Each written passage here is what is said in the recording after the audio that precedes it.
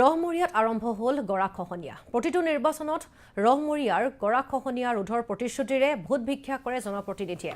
ব্যতিক্ৰম নাছিল ডিব্ৰুগড়ৰ সাংসদ ৰামেশ্বৰ তেলী। যোৱা 5 বছৰত ৰাইজক দিয়া প্ৰতিশ্ৰুতি ৰাখিব নোৱাৰিলে ৰামেশ্বৰ তেলীয়ে। এইবাৰ কেন্দ্ৰীয় মন্ত্ৰী ৰামেশ্বৰ তেলীয়ে পাৰিবনে প্ৰতিশ্ৰুতি ৰক্ষা কৰিব?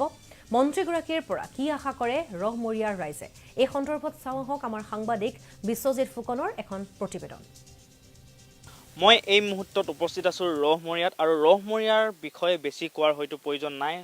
সমগ্ৰ অসমবাসীয়ে জানে ৰহমৰিয়া অঞ্চলটো আচলতে বান বিধ্বস্ত এটা অঞ্চল আৰু ৰহমৰিয়া অঞ্চলৰ মূল সমস্যাই হ'ল গৰাখহনীয়া সমস্যা। আৰু এই চৰকাৰ আহিছে আৰু গৈছে, কিন্তু এই গৰাখহনীয়া সমস্যাটো সমাধান কৰাত কোনো এখন চৰকাৰে গুৰুত্ব প্ৰদান কৰা দেখা পোৱা নাই। আৰু এই মুহূৰ্তত মই ৰহমৰিয়া নদীৰ কাষত আছোঁ। এয়া দেখিছে আপোনালোকে, আৰু এয়া দেখিছে এই গৰাখহনীয়া সমস্যা সমাধান কৰিবৰ কাৰণে যোৱা কেইবছৰমান আগতে এনেদৰেই ব্যৱস্থা কৰিছিল, যদিও এতিয়া সেই সকলোবোৰ ফুটুকা ফেনলৈ পৰিণত হৈছে। আৰু এই মুহূৰ্তত মই ৰহমৰিয়া অঞ্চলৰ গাঁৱৰ ৰাইজ আছে, মই ৰাইজৰ সৈতে কথা পাতিবলৈ চেষ্টা কৰিম। কেনেকুৱা ধৰণৰ অসুবিধাৰ সন্মুখীন হ'বলগীয়া হয় আপোনালোকে এই গৰাখহনীয়া? আপোনাৰ গৰা খহাই আহি আছে, আপোনাৰ ঘৰটো হৈ আছে এতিয়া বৰ্তমান। যেতিয়া বানপানী হয় আমাৰ থাকিবলৈ বহুত ঘৰৰ অৱস্থা ভাঙি চিঙি যোৱা আগতে লাগে, আৰু যদি থাকিবলৈ তেতিয়া স্কুললৈ যাবলগীয়া হয় আৰু ল'ৰা ছোৱালী পঢ়িবলৈ শুনিবলৈ বৰ কষ্ট হ'বলগীয়া হয়। তেতিয়া নাও চাও আমাৰ অসুবিধা হয়, যাবলৈ গাড়ী মটৰো দিগদাৰ হয়। গৰা খহাই আহি আছে, আপোনালোকৰ ঘৰটো হয়তো খুব কেইদিনমানৰ ভিতৰতে আপোনাৰ ঘৰটো খহাই লৈ যাব।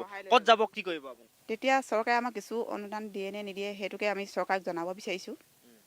এতিয়া মোৰ গাৰ্জেনো নাই। আপুনি চৰকাৰৰ ফালৰ পৰা কিবা সুবিধা পাইছে নাই? অন্য ধৰণৰ একো সুবিধা পাব নাই, ঘৰ ওচৰ একো পোৱা নাই এতিয়ালৈকে।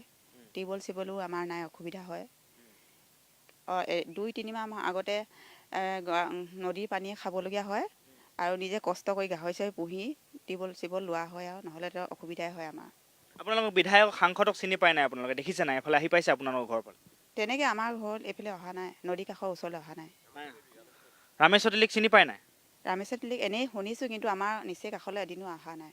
আপোনালোকৰ যেতিয়া পানী হয়, যেতিয়া গৰা খহায়, আপোনালোকে যেতিয়া আমাৰ ঘৰলৈ নাই অহা। এতিয়া পুনৰ নিৰ্বাচিত হ'ল, আপোনালোকৰ ইয়াৰ পৰা ৰামেশ্বৰ তেলী জিকি কেন্দ্ৰীয় মন্ত্ৰী হ'ল।